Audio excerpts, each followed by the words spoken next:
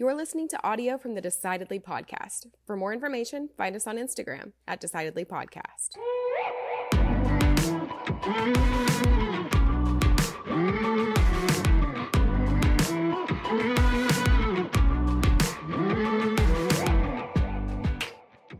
Today on Decidedly, we talk with Dandapani, who is a Hindu priest. He was a Hindu monk for over 10 years in Hawaii, moved to New York City, is now living in Costa Rica. He's done TED Talks that were viewed by over 5.6 million people. He's had videos that were viewed by over 76 million people. He speaks all around the world and has a great book coming out this week called The Power of Unwavering Focus. We had a wide-ranging discussion. We talked about how we were never taught to focus. In fact, we've become real pros at being distracted. We talked about how the mind and awareness are two different things, and where our awareness goes, our energy flows. We talked about how to lead a ritualistic lifestyle and how to become more focused and more aware. And when we do that, we make better decisions. So it was a great discussion. I learned a lot. I know you will too. This is Sean Smith, and this is Decidedly. And finally, we're together. We finally made it. Yes. Hi, Sean. Thanks for having me. Good to see you. I actually am glad that we had to reschedule because it gave me a chance to read the preview of the book that you had sent. I had a tough time getting through the book. And it wasn't. Was it badly written? It wasn't because it was badly written. I knew you were going to think that. It was not because it was badly written. It was fantastically written. When I got through the book, it looked like the indictment for Trump. It was highlighted and I kept making notes. I was highlighting things and then I got into it and I said, I need to be highlighting things for different purposes, different parts of my life, different reasons. And so I got a different color highlighter and that's good to hear. So I kept going back through. I told my wife, I said, all right, I want you to read this book. And I said, it was really a struggle for me to get through. She goes, why was it not good? I said, it was so good that it takes you a long time. So anyway, thank you for that. Yeah. Thank you. I appreciate that, John. I'm really glad you found it wonderful. Yeah. So how does somebody become a Hindu monk? What caused you to go into that, into the monastery? Yeah, so I suppose two questions there. What causes someone to be a Hindu monk? I would say various reasons. Having lived as a monk in a monastery for 10 years and lived with other monks, I've seen different reasons why people join the monastery. Some are escaping from life or whatever it may be. The reason that the monastery I lived in encouraged monks to join that monastery was enlightenment. And that was the pursuit, self-realization. And that was my reason for entering the monastery. I wanted that experience of self-realization, which was experiencing divinity inside of me. At least that's the philosophy that I subscribe to within Hinduism. So I wanted to be a monk since I was about 3-4 years old. And ever since then, it was quest to find a teacher. And when I finally met my guru when I was 21, I wanted to join his monastery. And he wanted me to finish my degree. So I continued to study electrical engineering. As soon as I passed my last exam, I jumped on a plane and flew from Australia to Hawaii and joined a monastery there. Wow. And you live in Costa Rica now, is that right?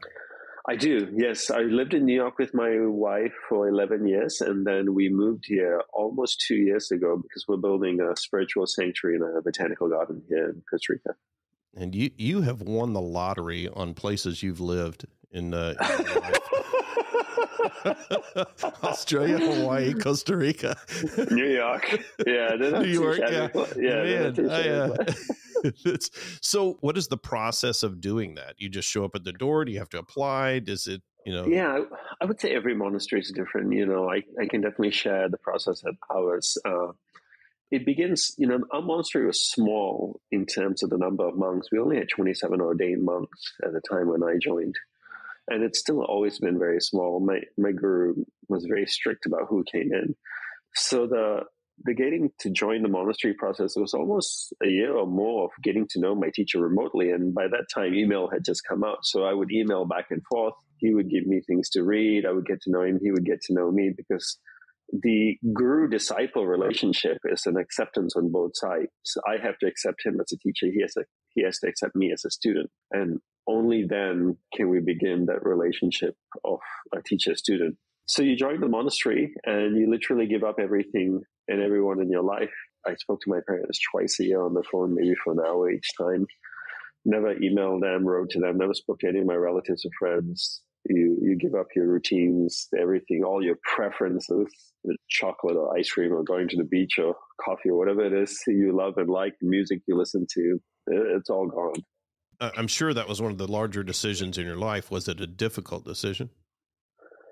I would say the family part was tough. The other things, not so much. I desired self-realization so much that giving up these things wasn't really a consideration. Not that I didn't feel the effects of it or a sense of, oh man, my friends are all going out and partying and they're traveling and they're doing this, they're dating, and yeah, I'm going off to be a monk, and I'm only like 23, 24.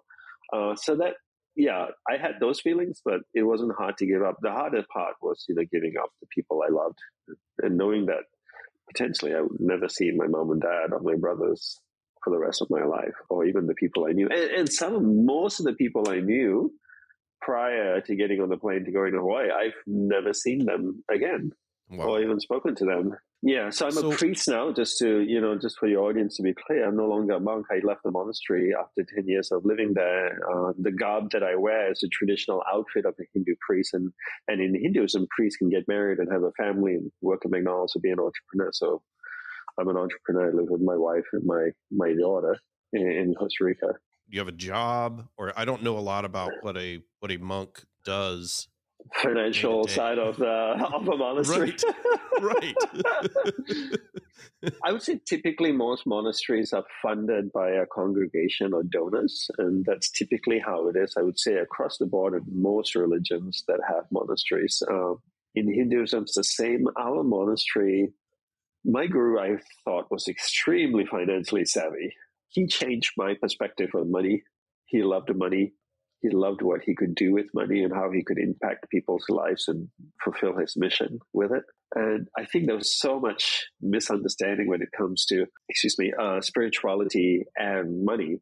So the way the monastery earned money in the early days was when the monastery was in San Francisco, before it moved to Hawaii, the monks worked as waiters, and they were incognito. So they would work in the finest restaurants in San Francisco as waiters, bring the tips, money they earn back, and put it in the monastery coffers, and my guru would take a portion of that and create an endowment. So he had created 2 endowments, one to look after the monks and one to look after the buildings and grounds. And when the monastery moved to Hawaii, the monks had the largest apiary, the largest bee farm in Hawaii. So they sold honey for money. And, the endowments have grown now, I think, to about $12 or $13 million. Oh, and gosh. Interest from the endowments come to care for the monastery and the monks. Yeah, so the endowments have grown quite large right now, and they financially support the monastery, and people donate as well. People still donate to the monastery, but he has a policy where I believe it's 40% of every donation goes straight into the endowment, because he has had a long-term vision for the monastery, hundreds of years, looking 1,000 years ahead of, and one of the biggest questions the monks had to answer was, how are we going to financially secure this place? A lot of places fall to ruin after the founder goes away. People love the founder. He or she is the inspiration behind creating this. The founder goes away and everything just falls apart. He ensured that it had a good structure from administration to financially. And I really love that about him. And I especially love the perspective he shared with me about money and spirituality, because a lot of times people go like, oh, money's bad. Money's the root of all evil. Right. It's not a perspective that he took or I share. A difficult decision to leave that environment then. Most difficult decision I've ever made in my life was leaving the monastery. Till today, I can tell you for a fact. How did you wrestle through that decision? My guru died 3 years after I joined the monastery. And as the years went on, I felt we weren't aligned anymore or continue to be aligned. So when my vows came up for renewal, I decided not to renew it, and I decided to leave. So that was difficult, but I realized that, if we weren't aligned anymore, then I should move on my own. So I made the decision to leave, which was very difficult. Yeah. So you went from Kauai to New York City. You couldn't have picked a more different place to go. Well, I figured, Sean, everybody goes to New York. When aliens come, they go to New York. Godzilla, right. King Kong goes to New York. Everybody goes to New York. Every movie, whoever's visiting Earth goes to New York. So asteroid's going to hit the planet. It hits New York. So I thought, I should go there. There must be something there. Exactly. There's something to it. Yeah. Well, I felt, that it's compact. I wouldn't need to get a car. I wouldn't need to drive around. I could get a little apartment, and you can make it in New York.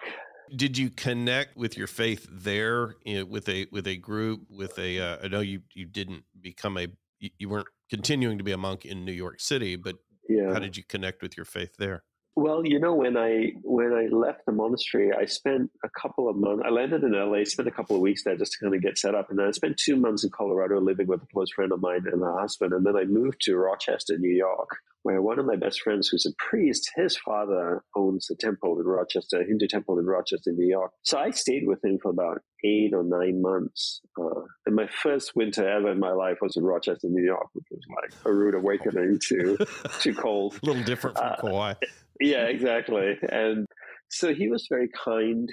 He housed me, he cared for me, helped me get, allowed me the space to get orientated back in the world again. And then from Rochester, I moved down to Manhattan and then started life there. So what caused you to want to write the book? My wife. Yeah? Yeah, she really pushed me to writing it.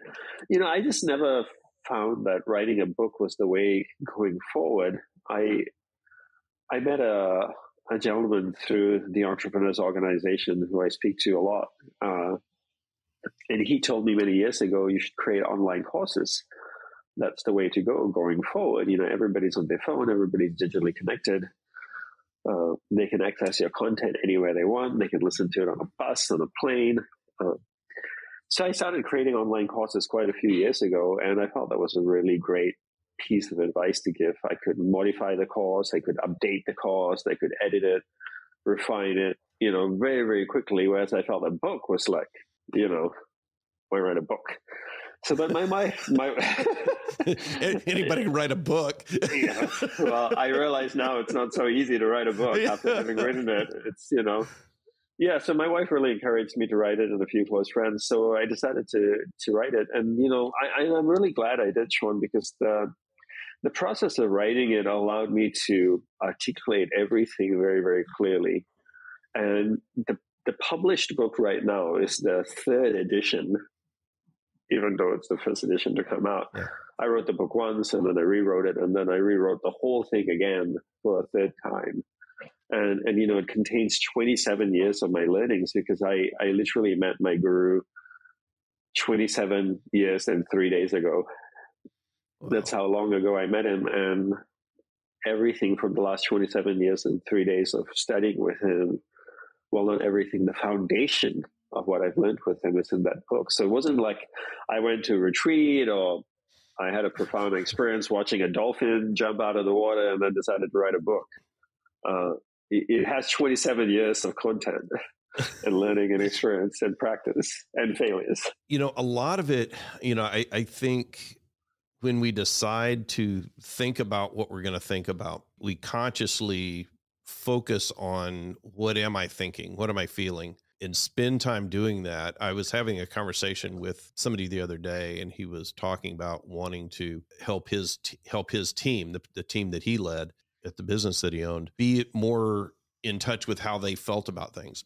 And what we realized through our discussion is that there was some work that he needed to do on being aware of what he was thinking and getting good at that before you strive to teach others what they ought to think about. But the process of doing that I found really challenging originally. And I thought your book was helpful, but my awareness would kind of jump around Thank you for getting that right. I so really appreciate it. I've done a 3-hour workshop where I talk about awareness in the mind maybe 1,000 times in 3 hours. Have a person come up to me after 3 hours and says, Dandapani, my mind wanders all over the place. And I'm going like, oh my God, your mind doesn't wander, your awareness that wanders.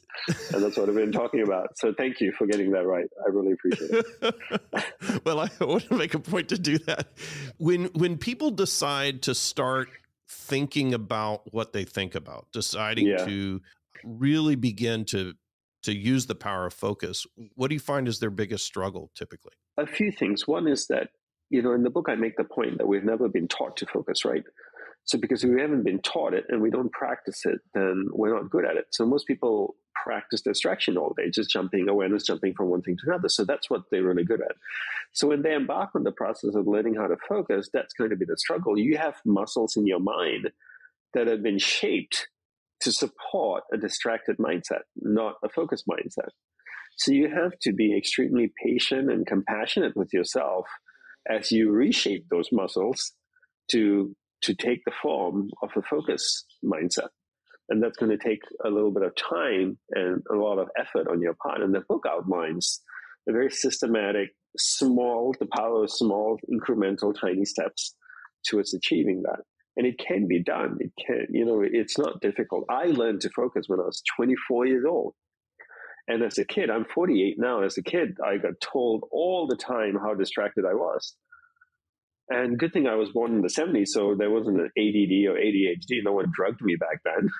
Just hit me. Hey, focus. Right. But so if I could learn at 24, anybody can learn at any time. You just need to know how to do it. It's like you can't say to someone, you can't learn to drive a car when you're 60 years old. That's incorrect. Someone needs to show you how a car works. And then you need to practice it, and then you can drive a car or play a piano. Focus is no different. That would be one thing. And then the other thing to add, which is a little deeper, I would say, Sean, is that one of the big challenges when you start to focus is that you start to see things. Observation is a byproduct of a focused state of mind. So you start to observe a lot more things because you're not jumping all over the place, right? So all of a sudden your awareness is just one place at a time. Now I can look at you and go, oh, it looks like you have a yellow screen behind you. You have headphones on, you have glasses, you have a mic, blah, blah, blah, and things like that. So I can only do that if I'm focused. So not only do you become observant of things around you, you start to become observant of things inside of you, the good things and not so good things. So that requires also more compassion and empathy, self-empathy.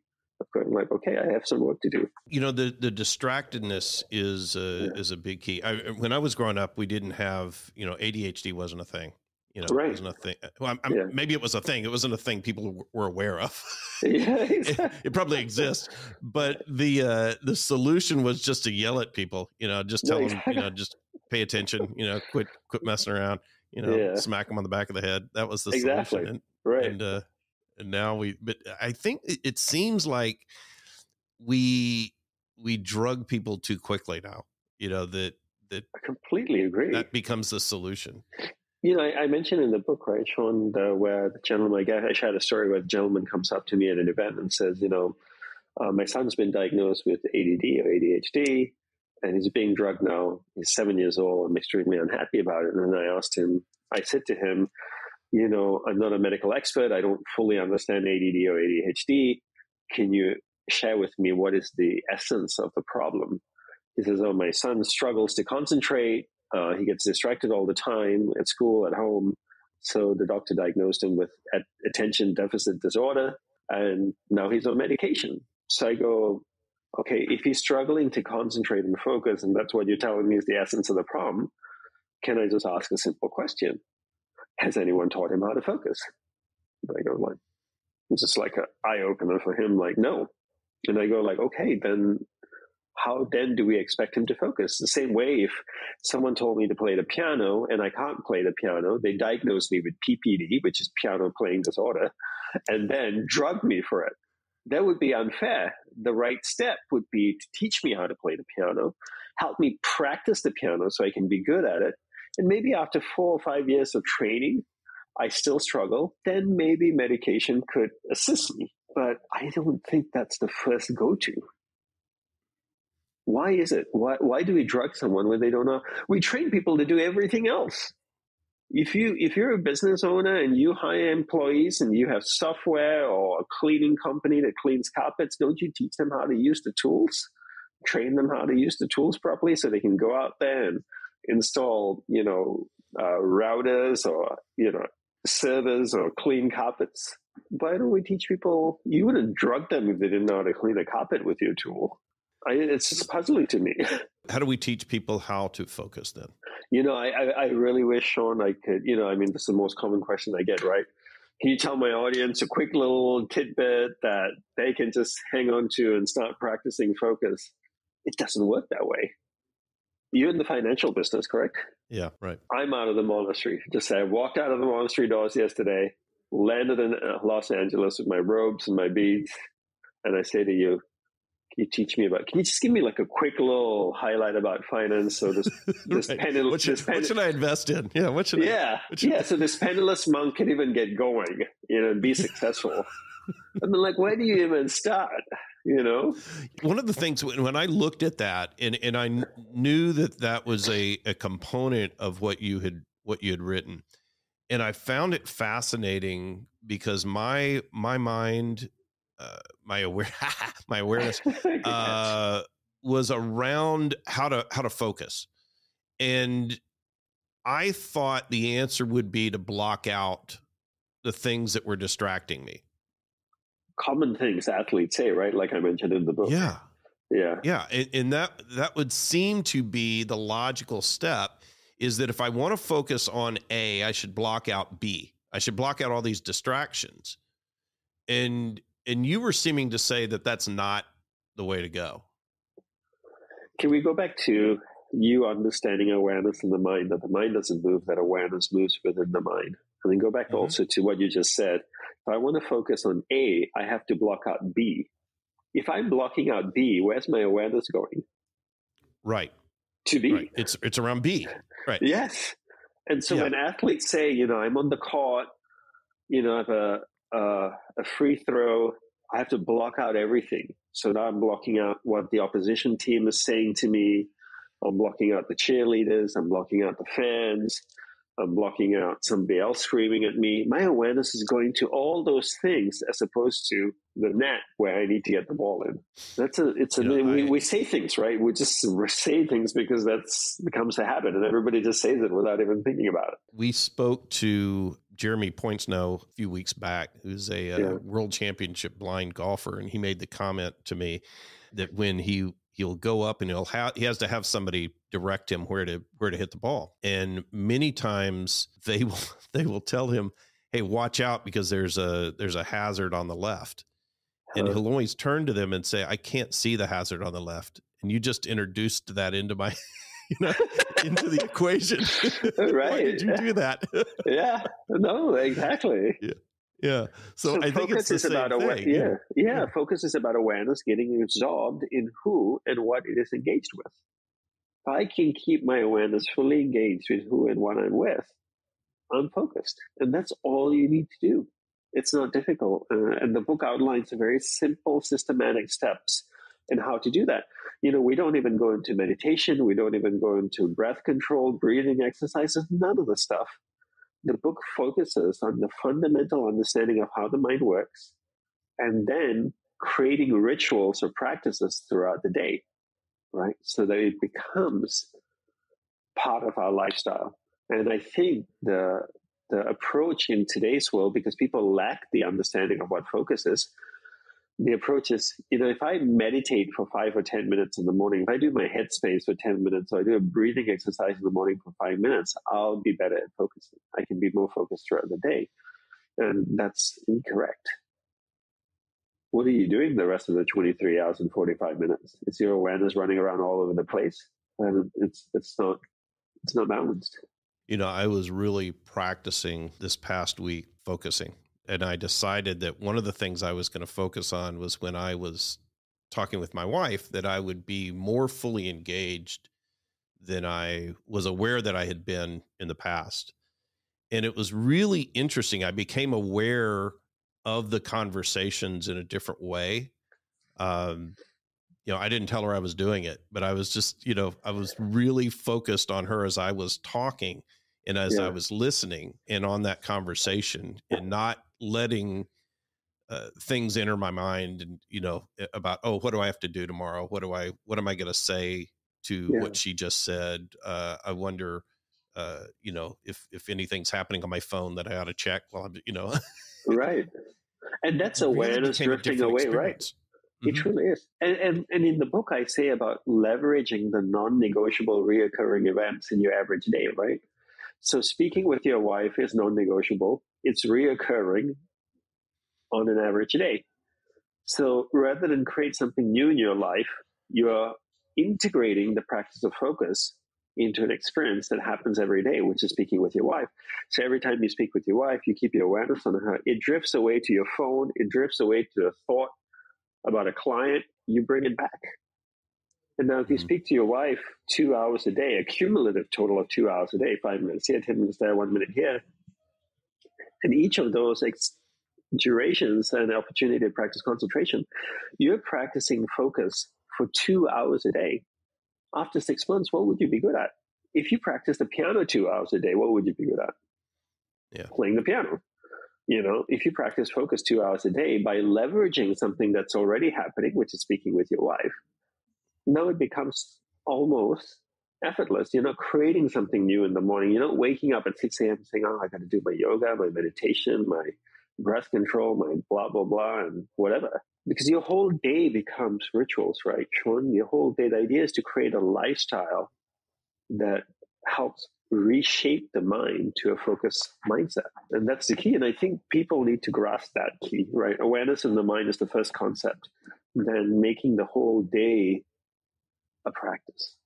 And I show that in the book, right? How do you identify what you can use as practices and then integrate that into your practice the same way you've done with your wife.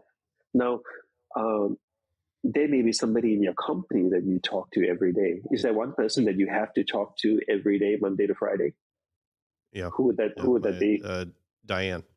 Diane. So every time you speak with Diane, you give Diane your undivided attention. She's probably loving this fact that this is your new homework now. She might like less attention from me. Yeah.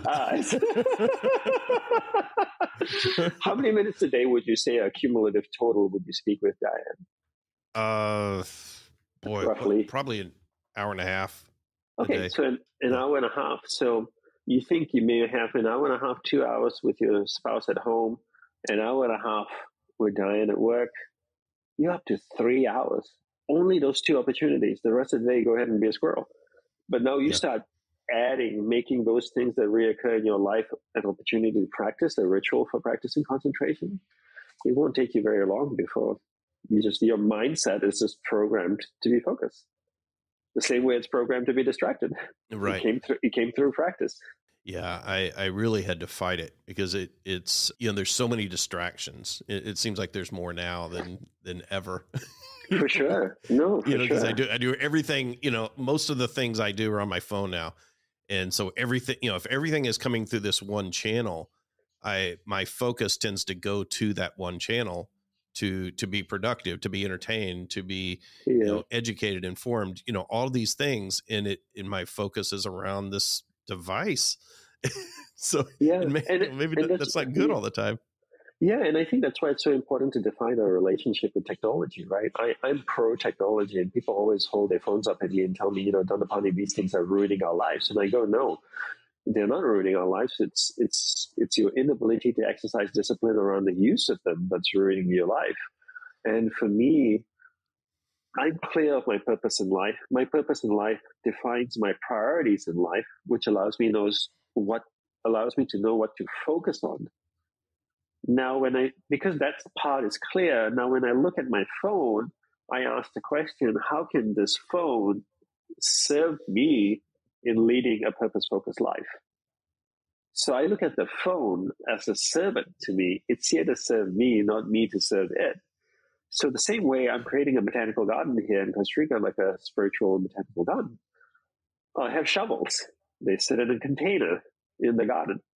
When I want to dig a hole, I open the container, I grab a shovel, I dig the hole. When I'm done, I put the shovel back in the container. Treat the phone like a shovel. If you need the phone to help you fulfill your purpose and your priorities in life, grab the phone. If you don't need it to fulfill that, put it away. And when you can define that relationship clearly, then it becomes less of a distraction. The shovel is not a distraction for me. I only grab it when I need it. So the same way I am establishing or have established that relationship with my phone. It's just, if I need it to fulfill what I need, my priorities, I grab it. If I don't, it doesn't need to be there. Do you still find that there are things that create distractions for you? Yeah, no, for sure. I think I'm getting better at focusing, as the years go by, as I work harder at it. No, really. One would hope, right? Because, I think people may think that, I wrote this book on focus. I'm a master at it, I'm perfect at it. Absolutely not. I get distracted. I'll tell you a story. A few years ago, we bought the land here in Costa Rica 10 years ago, and I met an Irish guy that lives here, Robbie. He had a little deli selling, groceries and stuff. And 2-3 years later, we became good friends, and he said, I want to get rid of it. I want to start a surf shop that has coffee and draft beer. And I go like, cool.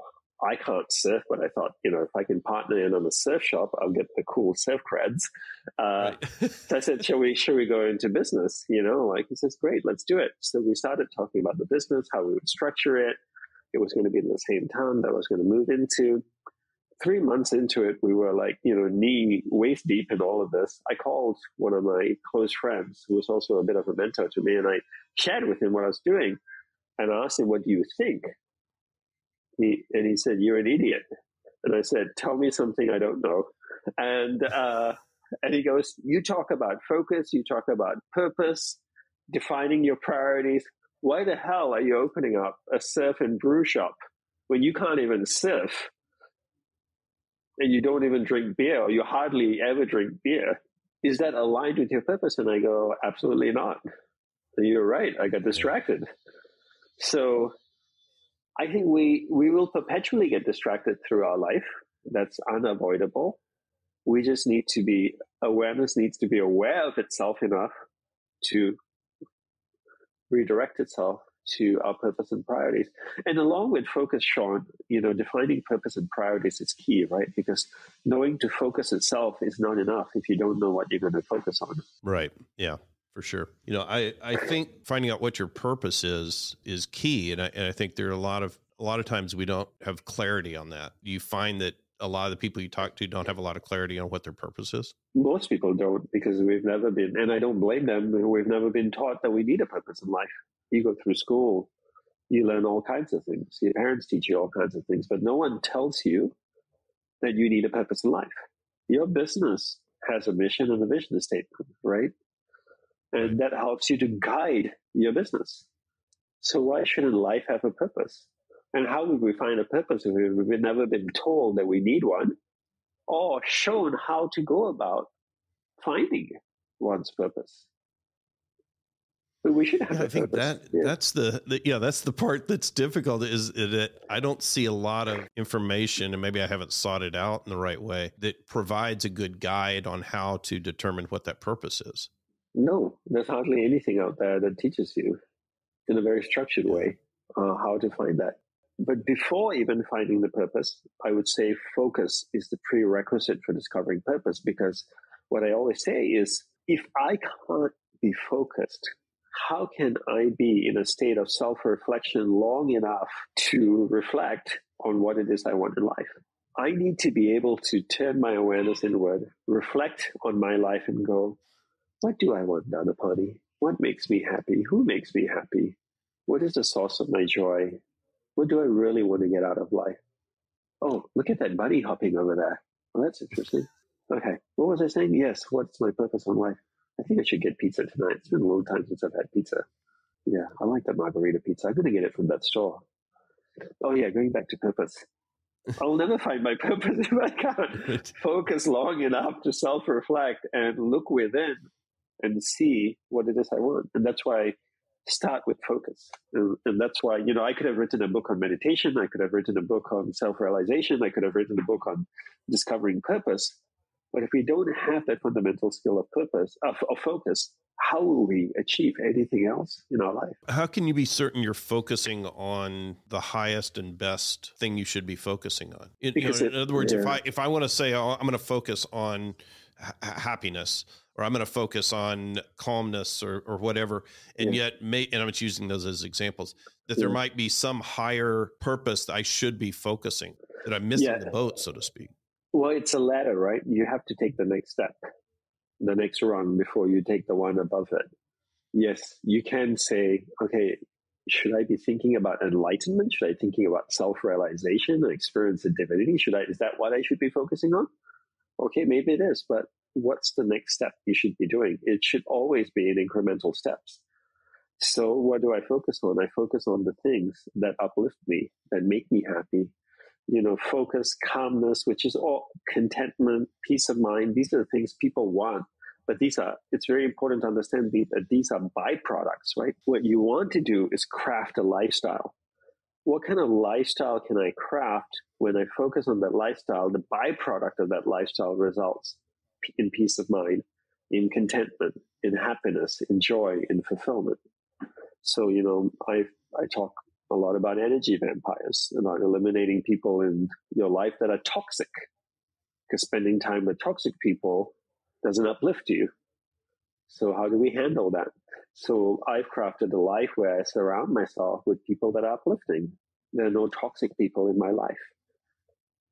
So it's not so much about focusing on happy people. It's focusing on, focusing on happy people. And the byproduct of that is that I lead an uplifting life. But crafting the lifestyle it should be the primary focus, and then focusing on that.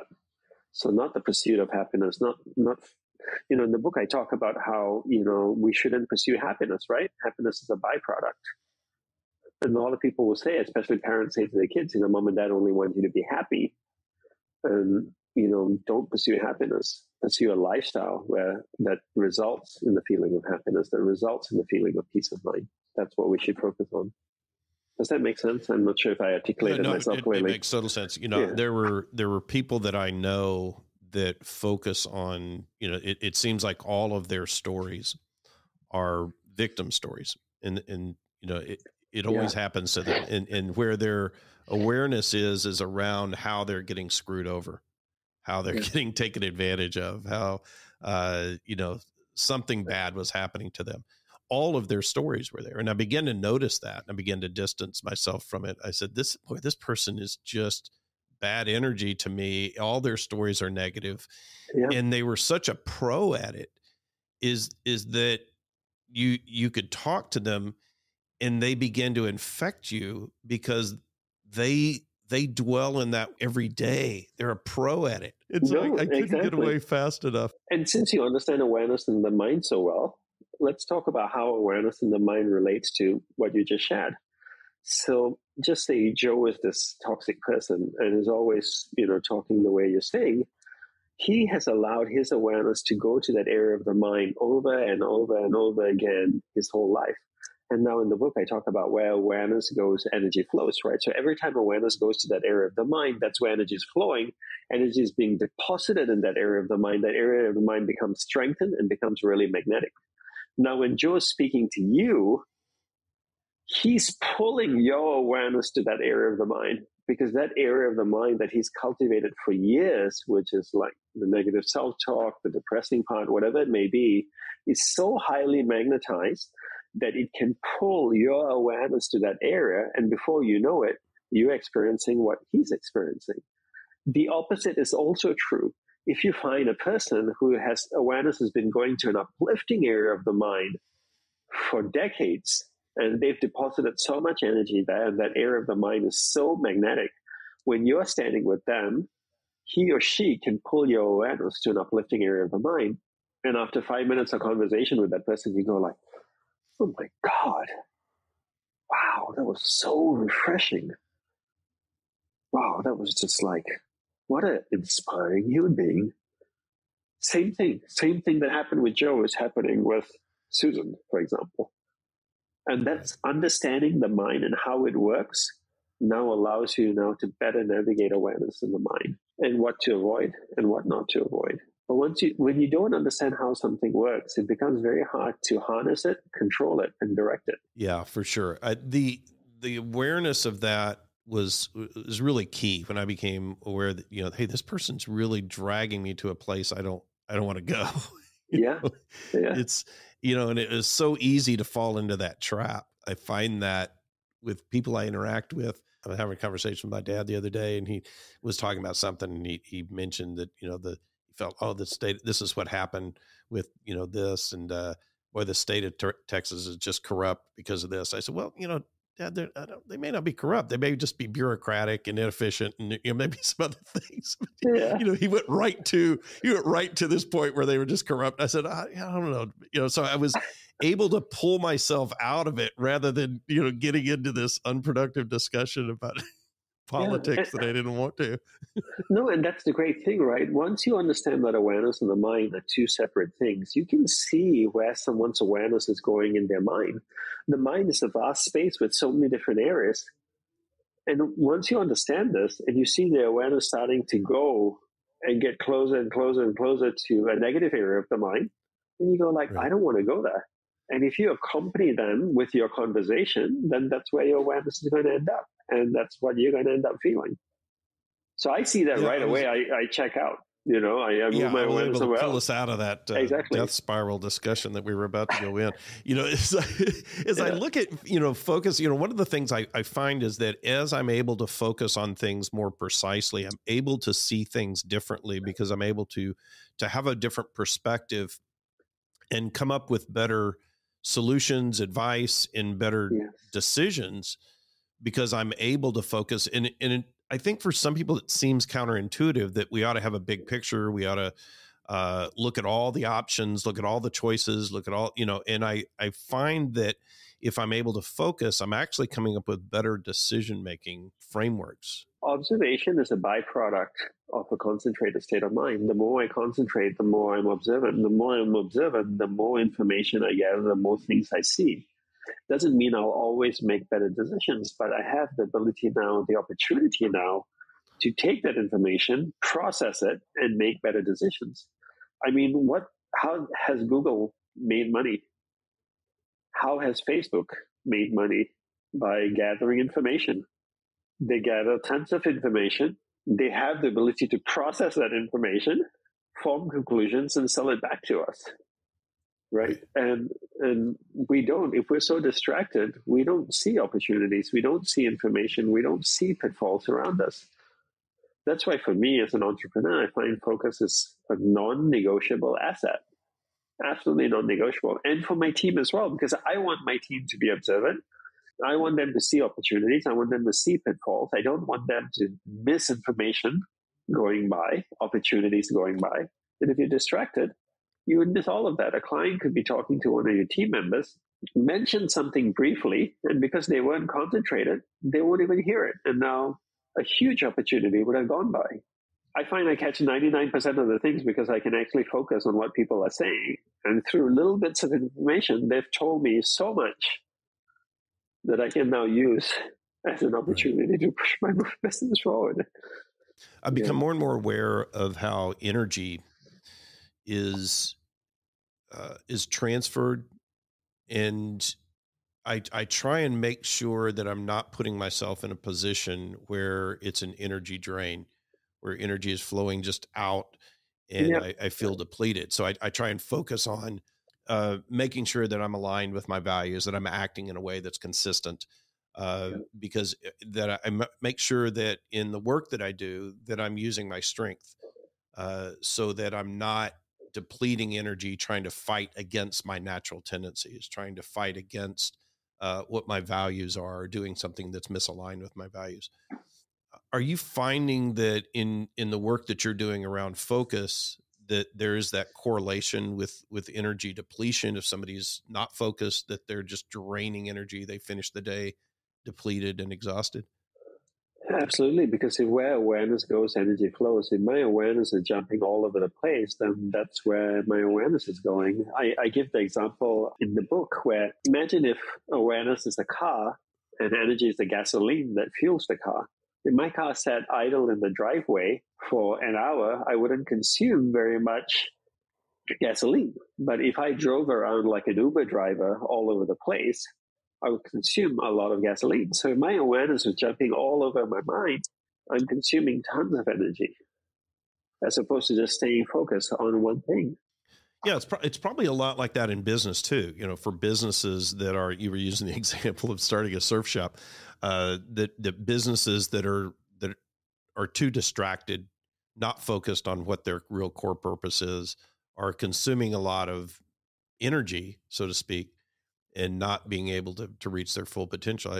I think I find that with people that are not clear. I do a lot, financial planning work. I talk to people about their investments and their goals all the time.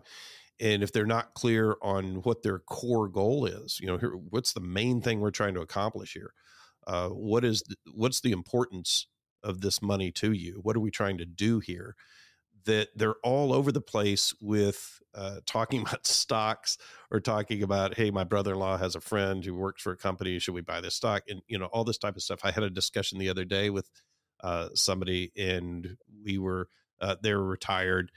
They were had a sort of a conservative mindset, a very conservative investment structure. We had quantitative filters on how we bought their investments. Yeah. And at the end, he said, hey, what do you think about getting in the, a stock that buys battery, that builds batteries for electric cars?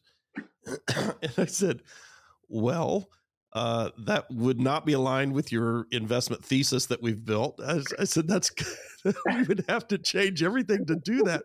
I said, you can do that, but number one, you're conservative, and that's not going to be conservative. Number two, right. You wanted big, this doesn't fit at all. But he was really distracted. So I was just kind of smiling with him. I said, be focused, I guess is what I was saying to him.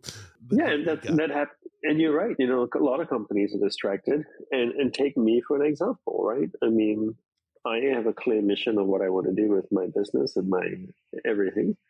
And here I am having a conversation with a good friend on opening a surf and brew store. Like, why? Seriously, right. I have a finite amount of time. I have a finite amount of financial resources, and I have a finite amount of energy. Why am I investing all three of those in a surf and brew store? So that's why it's so important to articulate clearly one's purpose in life, have the purpose-defined priorities, and then cultivate the sense of unwavering focus so we can stay focused on the priorities and purpose. The byproduct of that is we live a rewarding life. And we need to review those purpose and priorities, right? So that we can always recalibrate ourselves perpetually. It's always a process of course correction.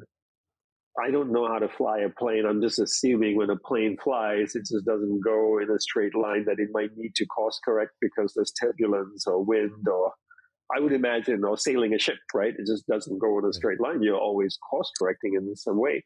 And I feel life is no different.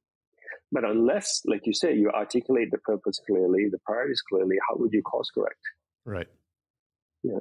Yeah. If you don't know where you're trying to get to, yeah, it's hard to know what course correction to make. Yeah. Lewis Carroll has this beautiful saying, he said, if you don't know where you're going, any road will get you there. And I love that. Perfect. That's great. Yeah. Hey, thank you so much for being with me today and talking with me and sharing your viewpoints on focus. I found the book really profound. I think it's one of those books that you don't just read once, that you go back and plow through again, because there's so much in there to absorb. So I really appreciate not just the time you spent talking to me today, but the effort I'm sure you put in to put that book together, and it shows. No, thank you so much, Sean. And for all the business leaders that are out there listening to this, I would highly encourage you to get the book and to also give it to your employees, because there's nothing greater gift that you can give them than the ability to focus, that they can now start to give their undivided attention to their work and to their families at home. And they'll just live a more rewarding life as a result of it. So tell me, where can people find you? Where can they find your book? Yes, so the book is called The Power of Unwavering Focus, and you can find it on Amazon, Barnes & Noble, Goodreads, basically online bookstores. You can also find it in physical bookstores. It's available now in the US as of September 6th, and then international editions are rolling out in the coming weeks, and then it's going to be translated into 20 languages, and that should come out probably most likely next year sometime as well, the other translations. And you've got a website where people can get access to your other information? Yeah, it's dandapani.org. That's DANDAPANI.org, and you'll find information about my book on there, courses that I have. I have a rituals feature within the app on how to create focus rituals throughout the day. Which is something that if you're interested, you can explore and look at that rituals thing. And it helps you create rituals and also grade them and see how well you're doing. And the app keeps track of your progress. Perfect. Collects data on how well you're focusing. Well, I can't recommend the book high enough. I mean, I really enjoyed it. I'm not just saying that. I really did. So thank you.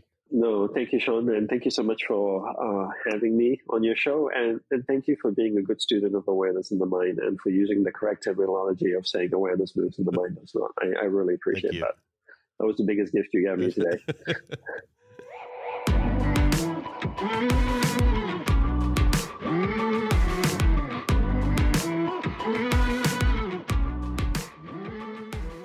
My discussion with Dandapani really helped me realize that we've spent our whole lives getting great at being distracted. And as I was thinking about what my takeaway was, I'm sitting up there on the 11th floor in our studio for Decidedly Podcast, and down on the ground, I see a person playing tennis, and I started watching this person playing tennis, and I got distracted. So it was so hilarious. But our mind has different rooms in it. And whether it's happiness or calmness or peace or enjoyment, whatever that is in our mind, and our awareness moves from these places to these places. Our awareness can move to distraction. Our awareness can move to what it is that we're wanting to focus on as well. And so just being aware of that dynamic, that our mind is static, has different rooms in it, and our awareness and energy can flow from place to place. Once we become familiar with that concept, our ability to control our focus goes up. And when our focus goes up, our ability and our awareness to assess situations and make better decisions goes up. You just made a great decision to listen to this episode of Decidedly. Make another great decision and leave us a 5-star review wherever you listen to podcasts. We appreciate your support. It helps others find our community and defeat bad decision-making in their own lives. For more daily decision-making insights, check us out at decidedlypodcast.com and on Facebook and Instagram at Decidedly Podcast. Thanks again for listening. I'm Sanger Smith, and this is Decidedly. Insights, advice, and comments provided by Sean Smith, Sanger Smith, and speakers identified as part of the Decidedly podcast should not be considered recommendations. Speakers not identified as members of Decidedly are expressing their opinion, and their statements should not be construed as reflecting the views of the Decidedly team. This podcast is produced solely for informational purposes, not personalized advice.